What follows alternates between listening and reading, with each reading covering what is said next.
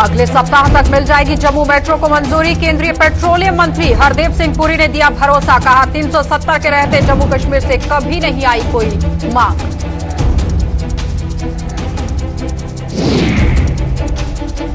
घाटी में जमीनें वापस लेने की लगाई जा रही अवैध तड़कम और कश्मीरी पंडित समुदाय की काली भेड़ों पर लगे आरोप। आवामी नेशनल कॉन्फ्रेंस ने किया सनसनीखेज खुलासा।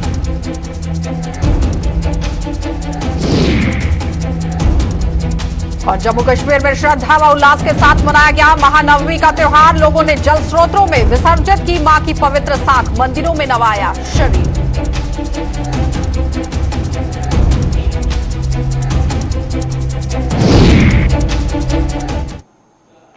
नमस्कार, बुलेटिन में आपका स्वागत है। मैं हूं आपके साथ आशा सरमाल। चलिए शुरुआत करते हैं बुलेटिन की। जम्मू में अपने दौरे पर पहुंचे हुए पेट्रोलियम मंत्री और प्राकृतिक गैस मंत्री ने जम्मू के लोगों को एक बड़ी खुशखबरी दी है। कन्वेंशन सेंटर में अपने संबोधन की शुरुआत में उन्होंने कहा कि मुझसे सांसद जुगल किशोर शर्मा यहां पूछ रहे थे कि जम्मू में मेट्रो रेल को लेकर कब मंजूरी मिलेगी, तो मैंने भी उन्हें बता दिया है कि अगले सप्ताह जम्मू में मेट्रो रेलवे को मंजूरी मिल जाएगी और जल्द ही उस परियोजनाओं को भी शुरू कर दिया जाएगा। और मुकम्मल तरीके से आपको यह भी बताते चले कि जम्मू कश्मीर में धारा 370 के रहते यहां से कोई भी डिमांड नहीं आ रही थी और अगर आ भी रही थी तो उसे पूरा करने में दिक्कतों का सामना करना पड़ रहा था। उन्होंने कहा कि केंद्र सरकार सिर्फ योजनाएं बनाने तक सीमित है और जब तक राज्यों से कोई मांग नहीं आएगी योजनाओं को लागू करना मुश्किल होगा। एमपी साहब मुझसे पूछ रहे थे कि वो मेट्रो रेल का क्या हुआ, वो मुझे मिलते हैं, मुझे याद करवाते रहते हैं, तो मैंने उनको धीरे से कहा, मैंने कहा अगले हफ्ते तक हम अप्रूव कर देंगे। तो मैं कहना ये चाह रहा हूं कि जो राज्य इंटरेस्ट लेते हैं, आपके यहां समस्या थी 370 से पहले ना डिमांड आ रही थी और अगर आ भी रही थी इंप्लीमेंट करने में, देखिए मैं आपको बताना चाहता हूं, लैंड स्टेट सब्जेक्ट है, चाहे वो उत्तर प्रदेश हो, महाराष्ट्र हो, यहां हो, हम सेंटर में योजना बना सकते हैं। सेंटर की योजना बनाने के बाद आप डिमांड हम हमारे लिए भेजें, हमारे पास भेजेंगे, उसको हम अप्रूव करेंगे। आपके जो ऑफिशियल्स हो हमारे ऑफिशियल्स के साथ कांटेक्ट में रहेंगे। आवामी नेशनल कॉन्फ्रेंस ने कश्मीरी पंडितों द्वारा घाटी में जमीनें वापस लेने के लिए की जा रही कोशिशों का स्वागत करते हुए इस पूरी प्रक्रिया पर कुछ सवाल उठा दिए हैं। आवामी नेशनल कॉन्फ्रेंस ने कहा कि घाटी का बहुसंख्यक समुदाय कश्मीरी पंडितों के साथ है, लेकिन इस प्रक्रिया का कुछ कश्मीरी पंडित नाजायज फायदा भी उठा रहे हैं। आवामी नेशनल कॉन्फ्रेंस के उप प्रधान मुजफ्फर शाह ने आरोप लगाया है कि कुछ कश्मीरी पंडित ताकत और पुलिस के बल पर बहुसंख्यक समाज के उन लोगों से भी जमीनें वापस लेने की कोशिशें कर रहे हैं जिन्हें उन्होंने अपनी रजामंदी के साथ बेचा था। कश्मीरी पंडित समाज में कुछ काली भेड़ें बहुसंख्यक समाज पर नाजायज दबाव बनाकर रही पूरी तरह से कोशिशों में जुटी हुई हैं, जो कानून सरासर यहां गलत है, उसका इस्तेमाल करने की कोशिश की जा रही है। हमारे कुछ पंडित बरादरान अपनी जमीनें वापस लेने यहां आ रहे हैं, ठीक है, मेजॉरिटी कम्युनिटी आप लोगों के साथ खड़ी है। अगर आपके साथ किसी ने नाइंसाफी की है मेजॉरिटी कम्युनिटी में, अगर आप लोगों की किसी ने जमीन ली है जबरदस्ती, एनक्रोचमेंट की है, मगर आप उन लोगों पर भी नजर डालिए जो इस चीज का नाजायज फायदा उठा रहे हैं, ताकत के बलबूते पर, पुलिस और पैरामिलिट्री के बलबूते पर। यह सही नहीं है। अगर आप में से बहुत से ऐसे लोग हैं जिन्होंने अपनी रजामंदी से अपनी जमीनें बेची है, कानूनी तौर बेची है, आज आप कहते हैं कि नहीं ये सब वापस कर दीजिए, that is not correct. So आप में कुछ लोग हैं, there are some black sheep in your community, जिस तरह हमारी कम्युनिटी में ब्लैक शीप हो सकते हैं। अगर किसी ने गलत किया है, मेजॉरिटी कम्युनिटी खड़ी होगी आपके साथ, मगर अगर आप गलत कर रहे हैं मेजॉरिटी कम्युनिटी के साथ, तो आपको वो देख लेना चाहिए कि ऐसा ना हो। चलिए, तो आपने देखा कि मुजफ्फर शाह किस तरह से बातचीत करते हुए नजर आए, लेकिन आपको ये बताते चले कि कानून कभी गलत नहीं होता है। कानून को इस्तेमाल करने वाले लोग महज गलत हो सकते हैं, जिस पर बहुत संज्ञान लेने की जरूरत है और कानून का सही से इस्तेमाल करने की जरूरत है। आगे बढ़ जाएगी महानवमी पर। आज पवित्र शारदीय नवरात्रे भी यहां संपन्न हुए हैं। महानवमी पर लोगों ने सदियों पुरानी परंपरा को निभाते हुए अपने अपने घरों में बीजी गई मां की पवित्र साख का जल स्रोतों में विसर्जन कर दिया। जम्मू में आज सूर्यपुत्री तवी नदी सहित नहरों में साख विसर्जित कर मां से कोरोना महामारी से जल्द छुटकारा दिलाने और अपने अपने परिवारों की सुख समृद्धि की मन्नतें मांगी। वहीं हर बार की तरह इस बार भी सूर्यपुत्री तवी नदी पर कुछ गैर सरकारी संस्थाओं ने अपना दायित्व निभाते हुए लोगों को सूर्यपुत्री की तरफ से पॉलिथीन नहीं ले जाने के लिए भी यहां लोगों से आग्रह किया कि प्रदूषण को ना फैलाया जाए, इस पर रोक लगाई जाए। और साथ ही आपको यह भी बताते चले कि आज मां के चरणों में शीश नवाया गया। माता रानी सबकी मुरादें पूरी करती है। यही चाहते हैं हर 6 महीने में माता रानी आए, हम सबकी मुरादें पूरी करें। जम्मू के लिए यही मांगे जो आजकल का समय चल रहा है कोरोना का, बस सबके घर में सुख शांति हो, सब खुश रहें। माता से यही भैया मांगा हमने कि महारानी सारे देश को, जितने भी देशवासी हमारे, जितने भाई बहन जो भी हैं, उनके लिए सुख शांति होनी चाहिए हमारे देश में। और कोरोना की जो ये आई है हवा, ये नहीं इधर रहनी चाहिए। माता रानी जहाँ भी से आया वहाँ ही भेजना चाहिए इसको, हमने इधर नहीं रखना है। हम सब भाई बहन मिलकर रहना चाहते हैं इस देश में, जैसे हम पहले रहते थे ऐसा रहना चाहते हैं। हम कोरोना से दूर हो गए हैं, बहनों भी भाई भी दूर दूर से हम बातें करते हैं, हम मिलजुल कर रहना चाहते हैं। तो एक टीम बना के हम लोगों को अवेयर भी करते हैं और मोटिवेट करते हैं कि तवी जो है हमारी जम्मू की गौरव है और ये आहिस्ते आहिस्ते लुप्त हो रही है, बहुत ज़्यादा गंदी होती जा रही है। तो जब तक हम सारे लोग मिलकर अपना अपना योगदान नहीं देंगे तो बहुत मुश्किल हो जाएगा आने वाले समय में तवी को अथवा जो इसकी क्वालिटी है, वाटर की क्वालिटी को मेंटेन रखना। तो तवी में हम सब लोग पारंपरिक तरीके से जिस तरह केवल साग को ही विसर्जित करते थे वही विसर्जित करें। लोग अपने साथ जो अपने पूजा आइटम्स, प्लास्टिक बॉटल्स या चुनरी वगैरह भी ले आते हैं, इवन नारियल भी पानी में ले आते हैं बहाने के लिए। तो लोगों को हम अवेयर करने की कोशिश कर रहे हैं कि ये सारी चीज़ें पानी में सम्मिलित नहीं होती, घुलती नहीं है, तो ये सब पानी में ना डालें। तो जम्मू के साथ साथ आज अन्य जिलों में भी महानवमी का त्योहार श्रद्धा और हर्षोल्लास के साथ मनाया गया। श्रीनगर के सोनवार स्थित दुर्गानाथ मंदिर में आज श्रद्धालुओं ने शीश नवाकर धर्म के प्रति अपनी आस्था का परिचय दिया। उधर उधमपुर में भी लोगों ने गंगा की बड़ी बहन मां देविका के तट पर साख विसर्जन कर सुख समृद्धि की मन्नतें मांगी। और दोनों तस्वीरें आपके सामने, श्रीनगर से भी आप तस्वीर देख रहे हैं और उसके साथ ही साथ उधमपुर के भी देविका घाट पर किस तरह से साख का विसर्जन किया गया वो भी आपके सामने। हम यहाँ मैं और मेरे ग्रैंडफादर, हमारी पूरी फैमिली 9 साल से यहाँ पूजा करने आते हैं शक्तिपीठ में। इस साल शक्तिपीठ बंद थी तो हम यहाँ पूजा कर रहे हैं। मुझे लगता है कि हमारी फैमिली पहले बहुत डरती थी कि अरे जाना है वहाँ पे, कैसे जाओगे, बट अब आई थिंक सबको ही थोड़ा सा रिलीव्ड है क्योंकि अटैक्स बहुत कम हुए हैं ज़्यादा। और पहले हमें पुलिस बंकर्स में घूमना पड़ता था इधर उधर क्योंकि सबको हमेशा एक डर रहता था। अब वो डर थोड़ा कम हो गया है। हम ये नहीं बोल रहे पूरा ख़त्म हो गया है, पर बहुत कम हो गया है। कश्मीर की हालात अभी काफ़ी अच्छे हैं, तो मेरे को तो लगता है कि उन्हें वापस आना चाहिए और कश्मीर में रहना चाहिए क्योंकि कश्मीर इज़ नोन उनके पंडितों के लिए, उनके पूजा के लिए, उनके मंदिर्स के लिए। तो अगर वो ही चले जाएंगे तो फिर कश्मीर क्या बचेगा। पहले नवमी की हार्दिक शुभकामनाएं। आज इस महानवमी के अवसर पर हम अपनी साख माता को 9 दिन घर में रख के पूजा करके परवाहने के लिए आए हैं। यहाँ पे देव का पवित्र जो स्थान है जहाँ पे काफी श्रद्धालु जो हैं वो आए हुए हैं साख माता का विसर्जन करने के लिए। और हम यही प्रार्थना करते हैं माता रानी से कि हे माता रानी सबकी मनोकामनाएं पूरी करे और इसी तरह से जो है हम जो नवरात्रि का जो पावन पर्व है खुशी से मनाते रहें। नवरात्रों के पावन अवसर पर हर साल की तरह इस बार भी भद्रवाह के रेयोशरा धार स्थित शीतला माता मंदिर में भी श्रद्धा का सैलाब उमड़ा रहा। पिछले 2 सालों से हालांकि कोरोना की वजह से यहां ज्यादा संख्या में श्रद्धालु नहीं पहुंच पाए थे और लेकिन अब महामारी से काफी हद तक राहत मिलने पर समुद्र तल से 8000 फीट की ऊंचाई पर स्थित इस मंदिर में हजारों की संख्या में लोगों ने हाजिरी लगाकर मां शीतला की आराधना कर मन्नतें मांगी। खास बात यह रही कि मां के दर्शन करने जम्मू सूबे के कई जिलों के साथ साथ पड़ोसी राज्य हिमाचल प्रदेश के भी कई श्रद्धालु यहां पर पहुंचे।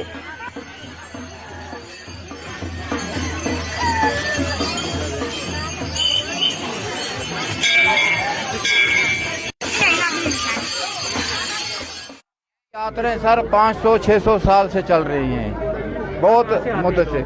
बहुत बनी बलौर है, सरसल है, डुडू बसंतगढ़ है, जैसे जम्मू के हैं, किश्तवाड़ के, भद्रवाह के हैं, पूरे जम्मू डिवीजन के आदमी आते। बांदल है, चंबा है, बरमौर के यहाँ पर आते हैं, मतलब उनकी कुल देवी यहाँ पर है। ये देखो मानता करते हैं, किसी को आंखों में कुछ हुआ तो माता को मानता करते हैं। हर किस्म की मुराद जो यहाँ पर पूरी होती है। महानवमी के अवसर पर आज किसानों ने धान की फसल की कटाई शुरू कर दी है और जम्मू के साथ सटे हुए बिजनहा, आरसपुरा के अलावा अन्य इलाकों में भी किसानों ने फसल को समेटने का काम शुरू कर दिया। खास बात यह रही कि किसान पहले जहां फसल की कटाई के लिए बाहरी राज्यों के श्रमिकों और कंबाइन मशीनों पर निर्भर रहते थे, वहीं कोरोना की वजह से ये परंपरा भी खत्म हो गई है, लेकिन किसानों का हौसला नहीं टूटा है। बिजनहा के एक किसान ने यहां अपनी कमाई से कंबाइन मशीन खरीदी है, जिससे उसे तो फायदा होगा ही, इलाके के अन्य किसान भी इस मशीन की मदद से धान और गेहूं की फसल की कटाई कर पाएंगे। आज रामनवमी नहीं कहेंगे, महानवमी पर पूजा अर्चना के बाद इस मशीन से कटाई का काम भी शुरू कर दिया गया, क्योंकि आज महानवमी का त्योहार था, तो उसी को मद्देनजर रखते हुए ये शुरुआत की गई। हमने आज रामनवमी के अवसर पर ही इस मशीन का मुहूर्त किया है और आज से ही फसल की कटाई शुरू कर दी है। एक तो हमारी फसल पकने की हमें खुशी है, दूसरी ये कंबाइन मशीन बिजनहा में जो आई है इसकी खुशी है। हम जब चाहें अपनी फसल समेट सकते हैं, क्योंकि कोरोना काल के चलते सभी मजदूर जो हैं वो अपने देश को चले गए हैं। मजदूरों की काफ़ी किल्लत थी, लेकिन अब हमें चिंता करने की कोई ज़रूरत नहीं। ये मशीन 24 घंटे काम करेगी, दिन रात मेहनत करेंगे ये, और किसानों को काफ़ी राहत मिलेगी। भटिंडी व इसके आसपास के इलाकों के लोगों को अब उम्दा क्वालिटी के बेकरी उत्पादन खरीदने के लिए जम्मू शहर का रुख नहीं करना पड़ेगा। भटिंडी में यहां बैक एंड वाइट के नाम से भी एक बेकरी का शोरूम आज से खुल गया है और जिसका उद्घाटन पूर्व मंत्री रमन भल्ला ने किया। और बैक एंड वाइट में आपको बेकरी के कई किस्म के यहां ताजा तरीन उत्पाद बेहद ही वाजिब दामों में मिल पाएंगे।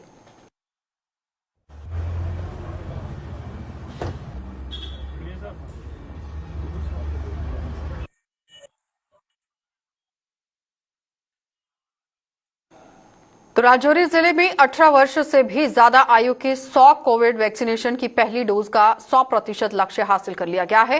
हालांकि इस उम्र के जो लोग हैं 43% जनसंख्या अभी भी यहां दूसरी डोज के लिए तैयार बैठी है। आपको ये भी बताते चले कि दूसरी डोज भी इन लोगों को दे दी गई है। तो राजौरी की सीएमओ डॉक्टर शमीम भट्टी ने आज एक प्रेस कॉन्फ्रेंस के दौरान ये पूरी जानकारी दी। उन्होंने बताया कि पहली डोज का 100% लक्ष्य जिला प्रशासन व कई सरकारी विभागों की मदद के बगैर संभव नहीं था, जिन्होंने कदम कदम पर स्वास्थ्य विभाग की मदद की। पहले राजौरी डिस्ट्रिक्ट को मुबारकबाद होनी चाहिए जो कि फर्स्ट डोज में हम लोगों ने 100% जो है वैक्सीनेशन कोविड की वैक्सीनेशन में अचीवमेंट की है। उसके बाद जो है हमारा सेकंड डोज भी हमारा साथ साथ चल रहा है, लेकिन मुबारकबाद की बात यह है कि हम लोगों ने जो है वो फर्स्ट डोज जो है उसमें 100% किया है। टारगेट था इसमें, तो ये हमारा था 4,87,000 जो 236 था हमारा जो टारगेट था इसका 18+ का जो है, तो उसमें हम लोगों ने जो है 4,92,000 हम लोगों ने कवर कर लिया है अभी इस वक्त तक, और 101% पर हम लोग अभी पहुंचे हैं। और जो सेकंड डोज है हमारी, सेकंड डोज में हम लोग अभी 43% पर हैं। तो मैं सबको एक बार फिर मुबारकबाद देना चाहूँगी, सारे हेल्थ डिपार्टमेंट को और एजुकेशन डिपार्टमेंट को, रेवेन्यू डिपार्टमेंट को, और सबसे ज़्यादा ज़रूरी है जो वो डीसी साहब को मैं मुबारकबाद देना चाहूँगी और उनका शुक्रिया अदा करना चाहेंगे कि उनकी जो कावशों से और उन लोगों ने जो हमारे साथ जब भी किसी किस्म की भी सपोर्ट हम लोगों ने मांगी तो उन लोगों ने हमें हर टाइम जो है उन्होंने हमें सपोर्ट किया और जिसकी वजह से हम लोग ये यहाँ पे कामयाब हो पाए। जिला अनंतनाग के डूरू इलाके में पिछले 5 दिनों से चलाई जा रही ड्रग डी एडिक्शन कैंपेन आज संपन्न हुई है और सेना के सहयोग से आयोजित इस कैंपेन में लोगों को इस सामाजिक बुराई के दुष्प्रभावों के बारे में बताया गया। इस पूरे मुहिम में लोगों से समाज को भी जागरूक करने के लिए अपील की गई।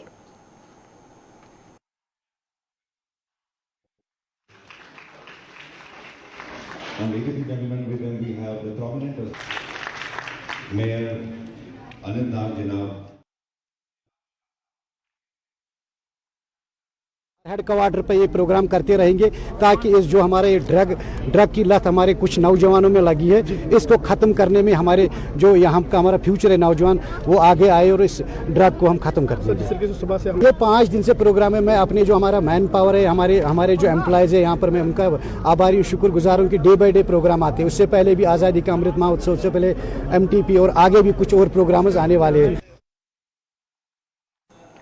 जनजातीय अधिकारों के संरक्षण और कानूनी हकों के प्रति जागरूकता फैलाने के मकसद से जम्मू में आज एक कार्यक्रम का आयोजन किया गया। डिस्ट्रिक्ट लीगल सर्विसेज अथॉरिटी की ओर से आयोजित इस कार्यक्रम में जम्मू कश्मीर और लद्दाख हाई कोर्ट के जज और Jammu Kashmir legal services authority की executive chairman justice Ali Mohammad Bagre विशेष तौर पर मौजूद रहे। गुर्जर देश चैरिटेबल ट्रस्ट मुख्यालय में आयोजित इस कार्यक्रम में मौजूद जनजातीय समुदाय के लोगों को विस्तार से यहां उनके हकों की जानकारियां दी गई और उन्हें बताया गया कि इन अधिकारों का हनन होने पर वो न्यायपालिका से इसकी पूरी तरह से शिकायत कर सकते हैं।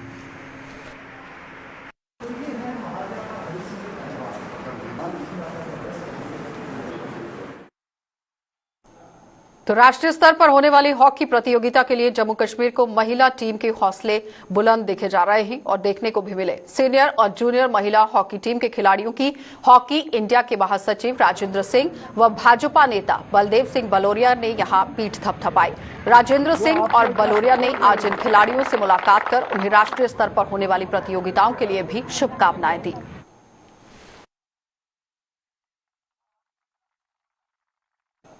तो जम्मू के जीएमसी अस्पताल में चोरों के आतंक से यहां इलाज के लिए आने वाले लोग काफी परेशान हैं। आए दिन चोर अस्पताल में मरीजों के साथ आए हुए तीमारदारों की जेब या फिर मोबाइल फोन पर हाथ साफ कर रहे हैं। हालांकि अस्पताल परिसर में बनाई गई पुलिस चौकी और अस्पताल प्रशासन द्वारा लगाए गए सीसीटीवी कैमरा का भी चोरों के अंदर कोई खौफ नहीं देखा जा रहा।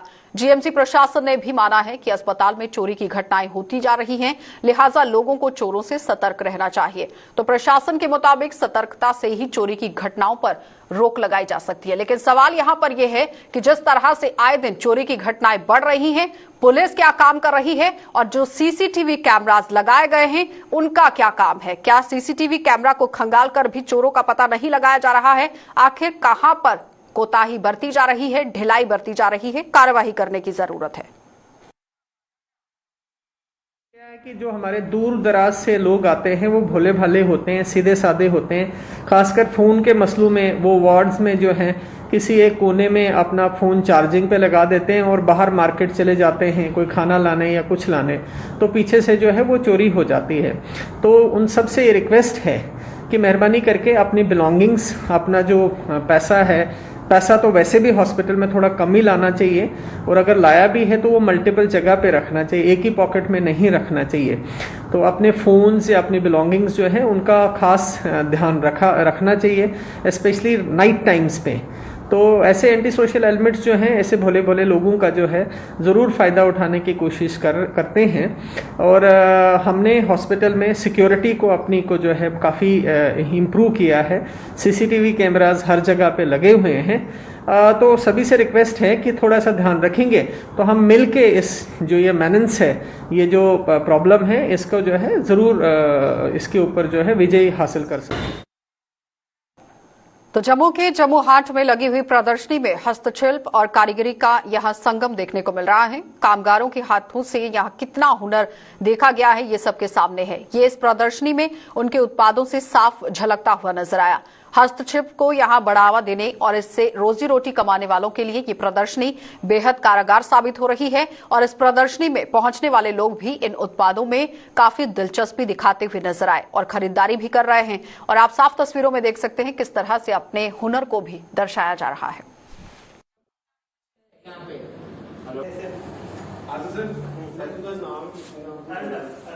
ये चीज म्यूजियम में रखने वाली चीज नहीं है भैया, यूज करते हो पॉलिटिकल काम बोले मैं बच्चे जो है वो काम करते हुए इधर आए अपने एटलीस्ट जम्मू का कल्चर आर्ट जम्मू की प्रमोट हो रही है। नहीं तो JNK की आर्ट एंड क्राफ्ट के नाम पे कश्मीर की प्रमोशन रहती है। पेपर मशी सभी जानते हैं, बसोली पेंटिंग क्या कोई नहीं जानता। और भी बड़ी अच्छी, मैं नीचे देख रहा था, नीचे वाले फ्लोर पे बड़े अच्छे अच्छे पेंटिंग्स हैं। इसके अलावा भी हैंडमेड गुड्स हैं बड़ी, जो घर में हम यूज़ कर सकते हैं डेली यूज़ के लिए। तो बहुत चीज़ें हैं जिसको प्रमोट करने की ज़रूरत है और गवर्नमेंट का इनिशिएटिव है, बनाया ये, ठीक है, एक स्टेप फॉरवर्ड है, आगे आना चाहिए सबको। और पब्लिक इन लार्ज, जम्मू के पब्लिक को भी मेरा कहना है कि आगे आएँ और देखें, कुछ पसंद आता तो लेके भी जाएँ। जम्मू की चीज़ प्रमोट होती है और इनका भी हौसला बढ़ता है। ज़्यादा अच्छा हमें यही लगा कि जो अपॉर्चुनिटीज़ हैं वो आर्टिजन्स के लिए ओपन अप हुई हैं और साथ में जो हमारे साथ और भी ट्रेनीज हैं उनका जो मनोबल है वो बढ़ जाता है, साथ साथ में कि उनको और भी काम करने की जो अपॉर्चुनिटीज़ हैं वो मिलती रहती हैं। इसी तरह से मैं यही चाहती हूँ कि आगे भी चाहे जो हमारे डिपार्टमेंट हैं वो हमारी ट्रेनीज के लिए वो जो ट्रेनिंग प्रोग्राम्स हैं वो अच्छे से स्टार्टअप करें, ताकि उनको जो हम लोग उनका साइड बाय साइड जो हेल्प कर रहे थे वो तो हम कर रहे हैं, लेकिन गवर्नमेंट की तरफ से जो उनको हेल्प मिलना चाहिए जिससे उन्हें एक रोजगार का जो परमानेंट एक उनके लिए हो जाए कि वो कल को ये ना फील करें कि हम मतलब कभी हमें हमारा काम बन रहा है, कभी हमारा काम नहीं बन रहा है। तो इस तरह की जो परमानेंट प्लेसेस हैं जहां हमारे परमानेंट एक सेटअप मिल जाए, ताकि जो हमारे साथ जुड़ी हुई ट्रेनीज हैं उनके लिए एक परमानेंट रोजगार का एक सिस्टम बन जाता है। चलिए, बुलेटिन में फिलहाल इतना ही। देश और दुनिया की खबरों के लिए आप बने रहिए हमारे साथ।